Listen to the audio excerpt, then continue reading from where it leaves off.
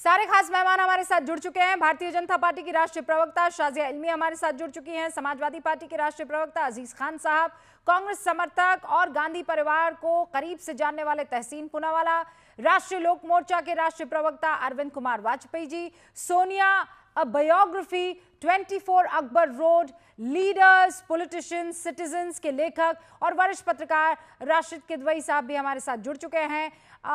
Amar Ujala, CNBC, आवाज और दैनिक जागरण जैसी कई संस्थाओं में लंबे वक्त तक काम कर चुके पत्रकार हर्षवर्धन त्रिपाठी जी भी आपसे कुछ ही देर में हमारे साथ जुड़ने वाले हैं। आप सभी का बहुत बहुत स्वागत है। शुरुआत तहसीन आपसे कर रही हूं। सबसे पहले तो मैं ये जानना चाहती हूं कि अम्मी की तबीयत कैसी है? Thank you Rubika ji. Operation हो गया, अब she is recovering. Thank you so much. Allah का शुक्र है। अब जरा मुझे ये बताइए, आपकी पार्टी की तबीयत कैसी है? पार्टी की तबीयत ठीक वैसी है जैसे देश के पार्लियामेंट की तबीयत है। आदरणीय प्रधानमंत्री चलना ही नहीं देना चाहते, ना पार्लियामेंट को, ना आदरणीय प्रधानमंत्री विपक्ष को बोलने देना चाहते। इसलिए आदरणीय स्पीकर ने कोई बात की और बहुत गंभीर बात की। रूबिका जी, मैं आपसे बिल्कुल इत्तेफाक रखता हूँ कि इतना पैसा 35-36 करोड़ खर्च हो गया अब तक पार्लियामेंट में, और हम सबकी अपेक्षा थी, छोड़ दीजिए मैं कांग्रेस को वोट करता हूँ, शायद कोई और बीजेपी को वोट करता, कि हमारे आदरणीय वजीर आजम आकर हमको संबोधित करे कम से कम लोकसभा में। पहली बार भारत के इतिहास में हुआ है कि इतने वर्षों के आजादी के बाद एक प्रधानमंत्री लोकसभा में नहीं बोल पाए। क्या है वो सुरक्षा? कहां है? अगर देश की सबसे सुरक्षित बिल्डिंग में प्रधानमंत्री नहीं बोल सकते। अब मैं स्पीकर साहब को बहुत गंभीरता से लेता हूं, 30 सेकंड में अपनी बात समाप्त करता हूं। आदरणीय स्पीकर ओम बिरला जी ने कहा कि आदरणीय प्रधानमंत्री पे हमला हो सकता था और कुछ विपक्ष की महिला सांसद, कांग्रेस की महिला सांसद उन पर अटैक करने वाले थे। ये any attack on the prime minister, physical attack को इम्यूनिटी किसी भी एमपी को नहीं है। इम्यूनिटी आपको बोलने की होती है, अटैक की नहीं होती। अगर मेरे प्रधानमंत्री पे अटैक होने वाला था और ये फिजिकल अटैक है, अकिन टू टेररिस्ट अटैक के बराबर होता है, आप उन एमपीज का नाम दीजिए, उन पर कार्रवाई कीजिए। सूत्रों के हवाले से नहीं, स्पीकर का यह दायित्व बनता है। छोड़ दीजिए मैं कांग्रेस के साथ हूं, मैं अपने स्पीकर के साथ खड़ा रहता अगर मेरे पीएम पर फिजिकल अटैक होता। कैसे पीएम पे फिजिकल अटैक होगा? और स्पीकर क्या कर रहे हैं? अगर उनको पता है कि कोई साजिश हो रही, पीएम पे अटैक, फिजिकल अटैक पे। और या तो सुरक्षा नहीं है, अमित शाह जी फेल हो गए और राशिद किदवाई जी बता देंगे क्योंकि पार्लियामेंट को वो कवर करते हैं, या तो स्पीकर गलत कह रहे, तीसरा कोई विकल्प हो नहीं सकता। और स्पीकर सही कह रहे तो स्पीकर शुड टेक एक्शन और इन पे कार्रवाई करनी चाहिए। मैं खड़ा हूं आपके साथ। Tehseen Poonawalla, now I will stop you here. जी, हम भी कई दफा डिबेट करते हैं जी, और मैं तो बरसों से डिबेट कर रही हूँ, आप भी डिबेटर रहे हैं और यहाँ पर जितने भी लोग मौजूद हैं उनको भी इस बात का एहसास है। कई बार ऐसा होता है कि आप तुक में समझ जाते हैं कि इससे एक शब्द और बोलने दिया या इससे 5 सेकंड और आगे जाने दिया गया तो हालात खराब हो जाएंगे, पर्सनल अटैक होने लगेंगे और अगर स्टूडियो में होंगे तो जूतम पैजार हो जाएगी। ठीक है, and that is where you just intervene and you stop that. इसका मतलब ये नहीं है कि हमने डेमोक्रेसी का हनन कर दिया, उनके बोलने की आजादी का हनन कर दिया। हमने सिर्फ ऐसा महसूस किया कि ऐसा हो सकता है, इतनी गर्मी है बातचीत में या इस तरीके के हालात बन रहे हैं, so better let's not do it. तो मुझे नहीं पता है कि वहां पर क्या चल रहा था, किसी को नहीं पता है कि क्या चल रहा था, लेकिन जिस तरीके के हालात और आलम बन गए थे, क्या जरूरत थी वहां तमाम सांसदों को जाकर घेरेबंदी करने की? क्या जरूरत थी? मतलब बाकी सारी चीजें समझ में आ ही रही थी ना। मैं अब तक इस स्ट्रैटेजी को नहीं समझ पाई हूं। महिला सांसदों को आगे करके क्या बताने की कोशिश हो रही थी? क्या चाहता था? बिल्कुल जी रूबिका जी, आज मैं बिल्कुल आपसे इत्तेफाक रखता हूं। मतलब मैं कहीं कोई गुंजाइश ही नहीं आपसे कुछ गलत बोलने की। तो आप बिल्कुल सही कह रहे। एक, आपने कहा हो सकता था, हुआ नहीं अटैक, लेकिन आदरणीय स्पीकर ने सूत्रों के हवाले कहा अटैक होने वाला था। अब दूसरा, क्या जरूरत थी वजीर आजम प्रधानमंत्री को? अरे तो उन्होंने ये थोड़ी कहा कि फिजिकल अटैक, कि वर्बल अटैक, कि कौन सा attack, we do not know ना। करेक्ट। तहसीन, मान लीजिए आप और मैं इस पर हम दोनों आपस में बात कर रहे हैं। नाउ शाजिया इल्मी इंटरवीन्स और आप दोनों में गर्मा गर्मी हो जाती है। नाउ आई थिंक हो सकता है कि आप शाजिया पर अटैक कर ले या शाजिया आप पर अटैक कर ले। आई डू नॉट नो, वो वर्बल भी हो सकता है, वो फिजिकल भी हो सकता है। Then I interject. ओके, तो मैं ये जानना चाहता हूं, शाजिया 10 सेकंड, मैं आपको एक तस्वीर दिखाना चाहता हूं। 10 second and then Shazia will come to you. 10 second मैं एक तस्वीर दिखाना चाहता हूं। ये वजीर आजम मनमोहन सिंह जी गुजर गए, अब उनकी तस्वीरें, बीजेपी उनके सामने खड़े होकर नारे लगा रही जब वो पार्लियामेंट में, लोकसभा में बोल रहे हैं। वो तो बनने के बोलना, बीजेपी पोस्टर के साथ खड़े थे। उनको तो कोई नहीं हुआ कि मुझे कोई मारेगा, हो सकता है मारेगा। आज 75 साल की आजादी के बाद मदर ऑफ डेमोक्रेसी में प्रधानमंत्री को डर लगता है कि कोई मारेगा। I also know and you also know। Tahseen please मत कीजिए। जिस तरीके नहीं, जिस तरीके तो अरे सुनिए, आपने कब सुना है उस दरमियान 2004 की बात है एकदम, तब नए नवेले बने थे प्रधानमंत्री मनमोहन सिंह। कब सुना मनमोहन तेरी कब्र खुदेगी? वो नफरत किसमें देखी आपने? भारतीय जनता पार्टी के कितने सांसदों को आपने इस तरीके से छाती पीट पीट कर कब्र खोदने वाले बयान देख लियो? अब इस पर जवाब दे दीजिए। उससे पहले प्रधानमंत्री मनमोहन सिंह रोए थे पार्लियामेंट में, ये कहते कि भाजपा सेशन नहीं चलने दे रहे और कह रहे कि मेरा प्रधानमंत्री चोरे सेशन नहीं चलने दे रहे, और उनके पास कोई एविडेंस नहीं था। आप गोल पोस्ट आप कह रहे हैं अटैक कैसे हो रहा है, आप कह रहे हैं कि कैसे इतना खतरनाक हो सकता था। मैं कह रही हूँ उस दरमियान इस तरीके के हालात नहीं थे कि इतनी नफरत थी सर पर चढ़ी हुई। शाहजी देखिए रूबिका जी, बहुत देर तक मैंने सुना तहसीन जी की बात को। तहसीन जी, आप क्या बात कर रहे हैं मनमोहन सिंह के वक्त की? आपको याद है अन्ना हजारे आंदोलन? आपको याद है खुद बेचारे मनमोहन सिंह जो ऑर्डिनेंस लेके आए थे उसको आप ही के एमपी राहुल गांधी ने फाड़ा था। तो जो मनमोहन सिंह की कद्र राहुल गांधी नहीं कर सकते, वो आपके बीजेपी के क्या करेंगे? और ऐसे कभी हालात पैदा हुए थे, ऑर्डिनेंस को फाड़ा था, आपको याद है? नहीं जी बिल्कुल फाड़ा था। Everybody knows about it. If you unaware Tehseen, हमारा आप पहली बार टीवी में जब आए थे मेरे साथ ही, मैं माफी मांगती। दूसरी बात मैं कहना चाह रही हूँ, चलिए इस टॉपिक से हटकर क्यों, सुनिए संसद की गरिमा, आप फिजिकल फाइट कह रहे हैं। संसद की गरिमा हाथों की ताकत से नहीं होती है भाई साहब, शब्दों की सोच की मर्यादा से बनती है। और ये गरिमा शारीरिक शोर में नहीं है, ये नैतिक ऊंचाई में है। आप चाहते थे ऐसा कोई माहौल बने कि वो महिला सांसद सामने आए, प्रधानमंत्री की कुर्सी तक जाएं, इस तरह के अप्रिय हालात बने, और फिर क्या हो, दुनिया के सामने हम शर्मसार होते कि ये हमारी संसद है। और प्रधानमंत्री, आपको तो कद्र है नहीं उस पद की, एलओपी के पद की भी कद्र नहीं आपको, लेकिन देश को तो है ना भाई मेरे। तो संसद का सम्मान बाहुबल से नहीं होता है, बौद्धिक और नैतिक बल से वो महफूज रहता है। सुन लीजिए, नहीं तो निशिकांत दुबे को कोई ये बात समझाएगा या केवल तहसीन पूनावाला को समझाई जाएगी ये बात? भाई जो चीज आप लोगों के अख्तियार में है उसे तो आप लोग संभाल सकते हैं ना। Now what is your reply to Nishikant Dubey? वो भी तो ऐसी किताबें लेकर आए थे ना। ये तो टिट फॉर टैट चल रहा है। संसद कहां चल रही है? तो बदला चल रहा है, नागिन नाच हो रहा है यहां तो।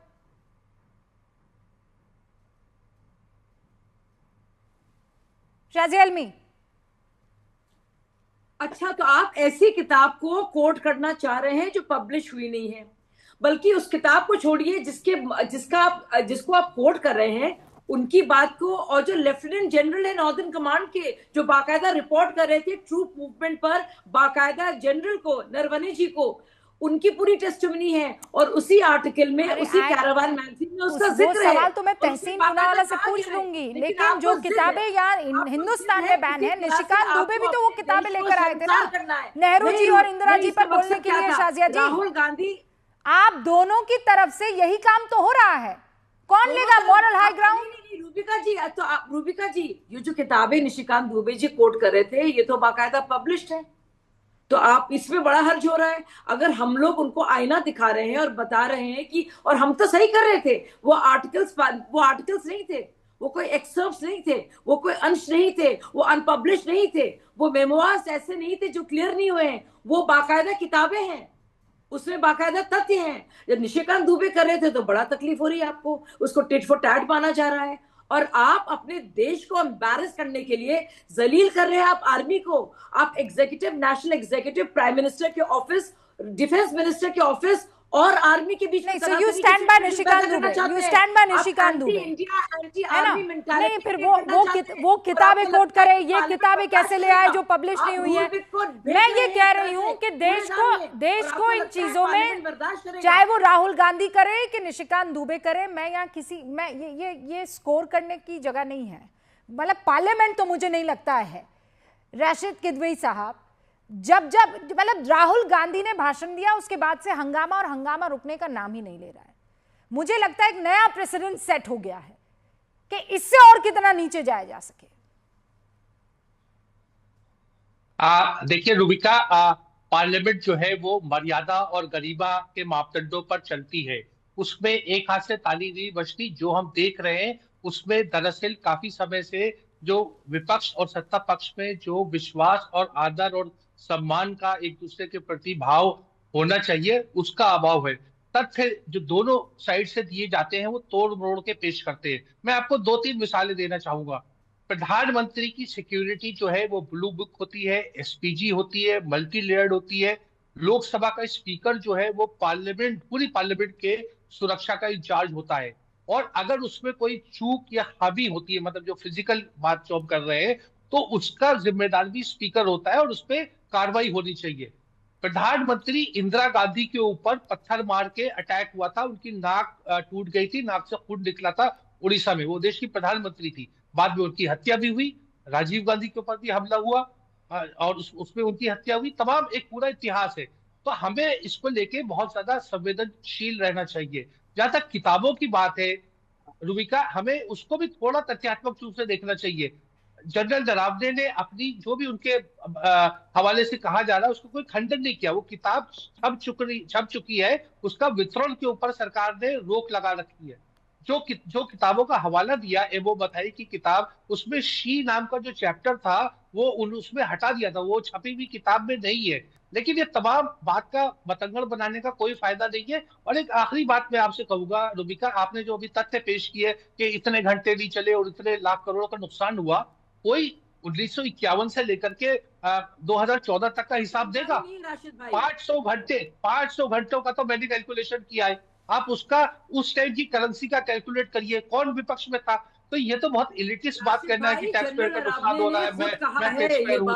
दरअसल ये अरुण जेटली और सुषमा स्वराज दोनों ने ये बात कही थी और खुलेआम अलग ऐलान कहा था कि disruption is very much part and parcel of democratic process. I understand, part and parcel तक तो समझ में आता है रशीद साहब, लेकिन जब आप उसको मेन चीज बना दे, कहां काम हो पा रहा है बताइए? मतलब घंटों को हिसाब दे दे। अब आप ये कह देना कि ये सरकार का काम है, सरकार का नहीं। मुझे लगता है ये 50-50 है। दोनों को इस बात का ख्याल रखना होगा कि सदन को चलने देना है। अजीज साहब, मैं आपकी टिप्पणी चाहूंगी और उसके बाद मुझे ये जानकारी मिली है कि कुछ मिसहैप हो गया है, आप ज्यादा देर तक हमारे साथ नहीं टिक पाएंगे, रुक पाएंगे, और इसीलिए आप अपनी बात रख ले पहले। देखिए रुबिका जी, इसमें बहुत लंबी बात नहीं कहनी है। जो कुछ इंसिडेंट मैं देख रहा हूं लगातार पिछले 2-3 दिनों में हो रहा है पार्लियामेंट को लेकर के, और जिस तरह माननीय प्रधानमंत्री जी को बोलना था लोकसभा में, वाकई में ये बहुत दुखद है कि जिस तरह तमाम चीजें निकल करके आई, स्पीकर साहब ने जो सवाल खड़ा किया और जिस तरीके की बातें कही कि माननीय प्रधानमंत्री महोदय के लिए खतरा है, तो ये वाकई में संसद है और जो दुनिया का या यहां तक कह सकते हैं कि इस मुल्क का सबसे सेफेस्ट जगह है।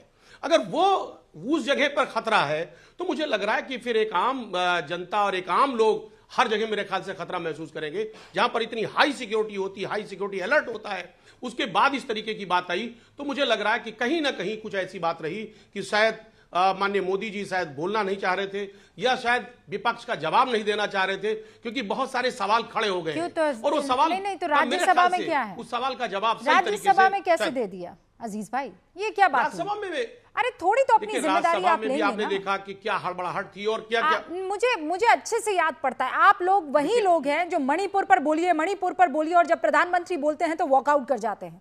फिर आप कहते हैं फला पर बोलिए और फिर उस मुद्दे पर बोलते हैं तो आप लोग नारेबाजी शुरू कर देते हैं।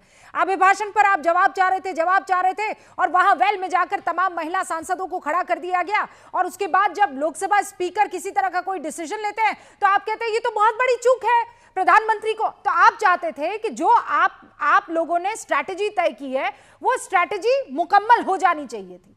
लोकसभा स्पीकर ने जो कुछ किया वो गलत किया, आप जो कर रहे हैं वो एकदम सही कर रहे हैं। देखिए विपक्ष का काम है सत्ता पक्ष से सवाल करना और जवाब लेना। अरे सवाल करने का ये मतलब थोड़ी है कि आप जो है सारे रूल्स एंड रेगुलेशंस तोड़ देंगे सर। इस तरह एलिगेशन, अरे रुबिका जी बात सुनिए ना मेरी बात, इस तरह एलिगेशन कि साहब विपक्ष हमला कर देगा, वहां की जो महिला सांसद हैं वो हमला कर देंगी, ये मुझे लग रहा है कि ये तर्कविहीन है और ये मुझे लग रहा है ये बहुत उचित नहीं है। ये इतिहास में पहली बार ऐसा हुआ है कि इस तरीके का स्टेटमेंट एक माननीय प्रधानमंत्री जी के लिए दिया गया, जो शायद मुझे लग रहा अभी तक हुआ नहीं और आगे आने वाले वक्त में नहीं होगा। ये वाकई में बहुत चिंता का विषय है। अरे चिंता का विषय ये क्यों नहीं दिख रहा है कि ये मामला यहां तक पहुंचा कैसे सर? मैं कह रही हूं कि आप लोग सब मिलजुल कर एक there something called as respecting the chair, इस बात का ख्याल आप लोग रखने से क्यों अपने आप को दूर कर पाते हैं? मैं ये नहीं समझ रही हूं। हमारे साथ हर्षवर्धन त्रिपाठी जी भी जुड़ चुके हैं। हर्षवर्धन जी, ये अब बात इस बात पर आ गई कि देखिए सदन में प्रधानमंत्री की सुरक्षा में चूक, तो इसके लिए जिम्मेदार भी प्रधानमंत्री हैं, उनकी सिक्योरिटी में रहने वाले तमाम पर्सनल्स ही हैं, अमित शाह हैं। देखिए रूबिका जी, जो सवाल आप कर रही हैं, सबसे पहले तो उसकी स्पष्टता होनी बड़ी जरूरी है। एक तो ये कि कभी भी ऐसा नहीं हुआ कि नेता प्रतिपक्ष किसी एक बात पर 2-2 दिन समय मिलने के बाद अड़ा रहे, जिद्दी बालक की तरह व्यवहार करे और उसके बाद उसकी पार्टी कहे कि चूंकि नेता प्रतिपक्ष के तौर पर नहीं बोल पाए इसलिए प्रधानमंत्री जी भी अब बोल पाएंगे या नहीं बोल पाएंगे, ये ध्वनि आने लगे। ऐसा कभी नहीं हुआ है। मतलब संसद के इतिहास में कभी ऐसा हुआ ही नहीं। नंबर 2 ये जो 2004 की डॉक्टर मनमोहन सिंह जी की घटना का जिक्र किया जाता है, संसद में लोग आए, वेल में खूब कूदे, कागज फाड़े गए, लेकिन कभी प्राइम मिनिस्टर की चेयर की ऐसी घेराबंदी नहीं हुई है। ये हो गई नंबर 2 बात। अब जिस बात को लेकर कहा जा रहा है कि पीएम पर हमला हो जाता सिक्योरिटी को लेकर, कोई ये थोड़ी ना कह रहा है कि वैसा हमला हो जाता जैसी कल्पना की जा रही कि कोई बाहर कुछ कर देता। राहुल गांधी जो कहते हैं कि डंडे मारेंगे लोग 6 महीने बाद, ये राहुल गांधी वाला वो वाला नहीं था। लेकिन जरा आप सोचिए ना, क्या महिला सांसद प्रधानमंत्री को घेर कर जिस तरह से बैनर लेकर या क्या कुछ था उनके हाथ में लेकर वो खड़ी थी, ये कोई सहज स्थिति थी क्या? और क्या ऐसा लोकतंत्र में अच्छी स्थिति है क्या? आप धरना, प्रदर्शन, नारेबाजी, पिछली बार भी जब प्रधानमंत्री बोल रहे थे, राहुल गांधी जब बोले तो सबने सुना, जब प्रधानमंत्री बोल रहे थे तो उन्हीं के चेयर के आगे पूरा विपक्ष, और बाकायदा दिखा कि राहुल गांधी भी कह रहे हैं कि जाओ जाओ, पूरा विपक्ष आकर खड़ा हुआ। प्रधानमंत्री ने पानी का ग्लास उनकी तरफ भी बढ़ाया। और मैं फिर कह रहा हूं, यह बेहद शर्मनाक है और इसका बचाव करना और ज्यादा चिंता पैदा करता है। मैं फिर कह रहा हूं कि सत्ता पक्ष और विपक्ष दोनों को ठीक करना पड़ेगा। मैं इसके पक्ष में हूं कि राहुल गांधी को भले वो अनपब्लिश्ड बुक है बोलने देना चाहिए था, उसके बाद उसका जवाब देते, अच्छे से खारिज कर देते। लेकिन क्या राहुल गांधी इस तरह की अकड़, इस तरह की जिद, और फिर मैं कह रहा हूं ये माई वे और हाईवे ये नहीं चल सकता है। लोकतंत्र है, गांधी परिवार का सेंस ऑफ एंटाइटलमेंट जो है, जिसकी वजह से उन्होंने रवनीत सिंह बिट्टू को गद्दार कह दिया, वो उसी दिशा की तरफ ले जाता है। ऐसे में आप सोचिए क्या क्या हो सकता है। पिछले में क्या हुआ था, प्रताप चंद्र षडंगी के ऊपर हमला हुआ था या नहीं हुआ? उनके सर पे, माथे पे चोट आई थी या नहीं आई? अब उसको कोई कहेगा कैसे गिर गए, कैसे नहीं गिरे, लेकिन ये सब दृष्टांत हैं, ये प्रेसिडेंस है हमारे सामने। इसलिए अच्छा हुआ कि प्रधानमंत्री ने उस अपनी स्थिति की तरफ सदन को नहीं ले गए। और देखिए यहाँ पर बात अब आगे निकली ना, उसके बाद ये जो सेंस ऑफ एंटाइटलमेंट की बात तहसीन बार बार हो रही है। मैं आऊं तहसीन, उससे पहले वाजपेयी जी भी हमारे साथ जुड़े हुए हैं। अरविंद जी, कल प्रधानमंत्री नरेंद्र मोदी ने जब राज्यसभा में अपनी बात कही तो उन्होंने बहुत से पन्ने पलटे इतिहास के, और उसके बाद आपने खरगे जी को भी सुना, आपने राहुल गांधी को भी सुना। राहुल गांधी तो उससे ही बाहर नहीं निकल पा रहे हैं कि जो आपको उचित लगे वो कीजिए, जो आपको उचित लगे वो कीजिए। मतलब वो बिल्कुल उस चीज़ की याद दिला रहा था, वोट चोर गद्दी छोड़, उसकी याद दिला रहा था कि आपने रफेल पर, आपको याद होगा, चौकीदार चोर है। फिर आज की तारीख में कह रहे हैं कि जो आपको उचित लगे। He brings out one line and then he sticks to it, उसके बाद वो आगे बढ़ते नहीं हैं। रूबिका जी, कल भी राज्यसभा में जब प्रधानमंत्री जी बोल रहे थे तो ये बाइकआउट कर गए थे कांग्रेस के लोग, सारे सब लोग छोड़ के चले गए थे। तो ये तो इनकी आदत का हिस्सा बन गया है ना, शोर शराबा मचाना है, लोकसभा हो राज्यसभा हो दोनों को चलने नहीं देना है। जबकि आपको सबको मालूम है 2.5 लाख रुपए मिनट कॉस्ट करता है, टैक्स पेयर की मनी है, 9 करोड़ रुपया रोज का लगता है, टैक्स पेयर की मनी है। पर वो उनकी स्ट्रेटजी है कि नहीं चलने देंगे, हम किसी कीमत पे नहीं चलने देंगे। ये तो अभी क्लियर हो गया ना कि एलओपी को नहीं बोलने दिया गया, तो इसलिए वो प्रधानमंत्री को भी नहीं बोलने दिया गया। जबकि एलओपी को बोलने के लिए मना किया गया अंडर रूल 349।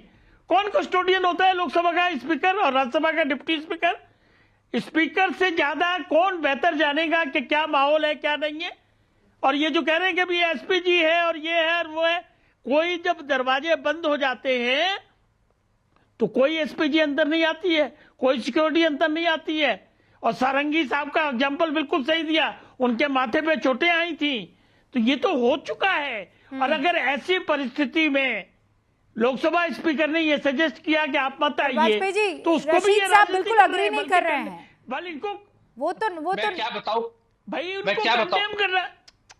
मेरी एक बात सुनिए ना, तहसीन भाई को और कांग्रेस को, तहसीन को छोड़िए, कांग्रेस को कंडेम करना चाहिए कि नहीं जी नहीं, इस तरह के कोई हालात बनने का मतलब नहीं होता। हम देखते हैं कैसे इस तरह की बात नहीं होगी। और प्रधानमंत्री को आना चाहिए, बोलना चाहिए। ये तो नहीं कहा उन्होंने ये बात नहीं कही है, बल्कि स्पीकर साहब की जो असेसमेंट है उसको क्वेश्चनिंग कर रहे हैं। हाँ। उसको क्वेश्चनिंग कर रहे हैं कि स्पीकर साहब के उसमें छुप रहे हैं पीछे।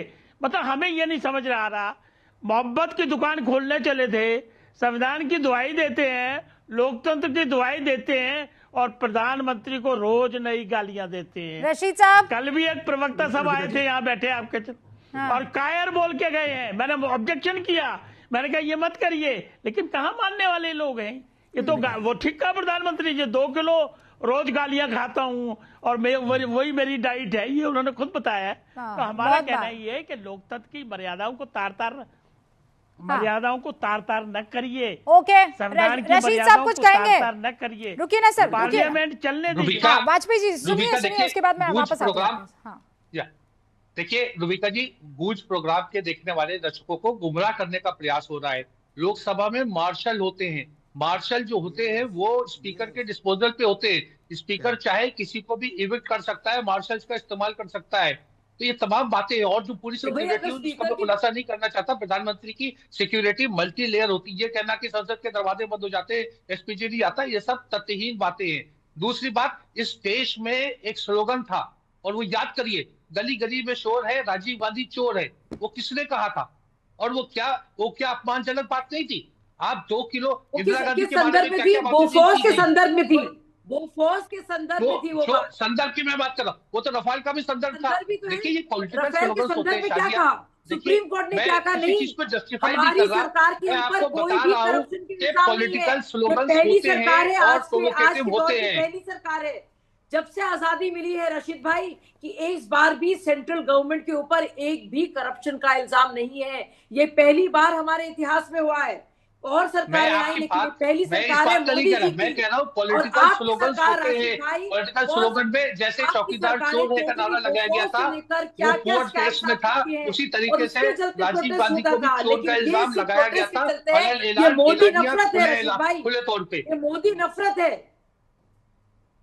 वो राजीव गांधी की नफरत थी। और आप क्या चाहते हैं कि महिला सांसदों को? रशीद भाई एक सवाल आप क्या चाहते थे? जो बात शाजिया इल्मी कह रही है ना कि मोदी नफरत है, भाई नफरत को आप कैसे तौलते हैं? आपने कहा ये पॉलिटिकल स्लोगन है। आई अंडरस्टैंड कि पॉलिटिकल स्लोगन होते हैं, सामने गली गली में चोर है, इनका नेता चोर है, गली गली में शोर है, इनका नेता चोर है, अंडरस्टैंडेबल, ठीक है।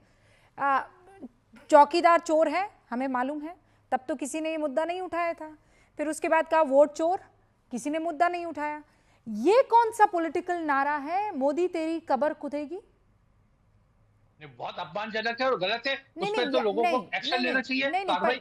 पर ये किसने लेना चाहिए? आप कंडेम रुकिए, मैं I am going one by one, इत्मीनान से सुनिए। शाजिया जी बस एक सेकंड रुकिए, मैं आपके पास आ रही हूँ। नहीं रशीद भाई, कोई व्यक्ति नहीं है, कोई व्यक्ति नहीं है। पवन खेड़ा केवल व्यक्ति नहीं है, रणदीप सुरजेवाला केवल व्यक्ति नहीं है। प्लेन के नीचे इन लोगों के सामने वो नारे चल रहे थे, आपको याद है ना? मोदी तेरी कब्र खुदेगी, मोदी तेरी कब्र खुदेगी। देखिए रुबिका, आप इसको प्लीज थोड़ी गंभीरता से लीजिए। नारे गंभीरता से ले रही हूं मैं। नारे लगाने वालों के खिलाफ बिल्कुल कार्रवाई होनी चाहिए, और अगर नहीं हुई तो ये बहुत दुर्भाग्यपूर्ण है। अब मुझे एक बात बताइए आप राशिद साहब, मुझे लगता है कि आपको सामने वाले से किस तरीके से पेश आना है, सामने वाले को कैसे डील करना है, वो आप अपने अपने सीनियर से समझते हैं। Tehseen Poonawalla, this question is also for you. पहले 20 सेकेंड रशीद साहब बोलेंगे, उसके बाद आप बोल दीजिएगा।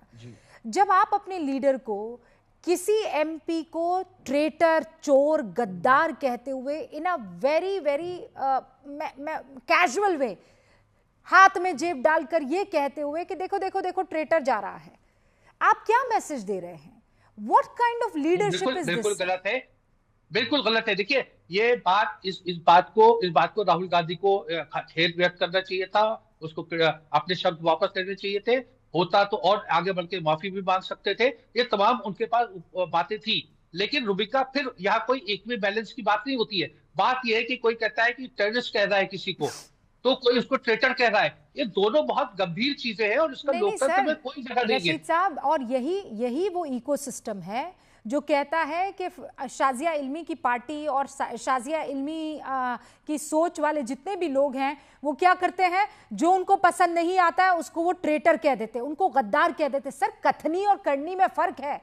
वहां सदन के बाहर लीडर ऑफ ऑपोजिशन एक एमपी को गद्दार कहता है, ट्रेटर कहता है, और इनमें इतने, मतलब look at the audacity of that gentleman कि वो फिर कहते हैं कि इनको देख लीजिए, अलावा गद्दार के इनके मुंह पर कुछ रहता नहीं। तहसीन पूनावाला, क्या आप अपने कार्यकर्ताओं को मैसेज दे रहे हैं? क्या मैसेज दे रहे हैं आप? रुबिका जी, 3 चीजों का मैं वर्णन बहुत संक्षेप में करूंगा। सबसे पहले एक चीज, और मैं आपकी थर्ड बात पे बी में आऊंगा जो अपने बिट्टू जी के बारे में की। प्लीज मुझे 30 second. No, I did not say about Bittu ji. I am talking about this leader's body language. मैं कह रहा हूं, I am talking about the way this leader is treating people he doesn't like.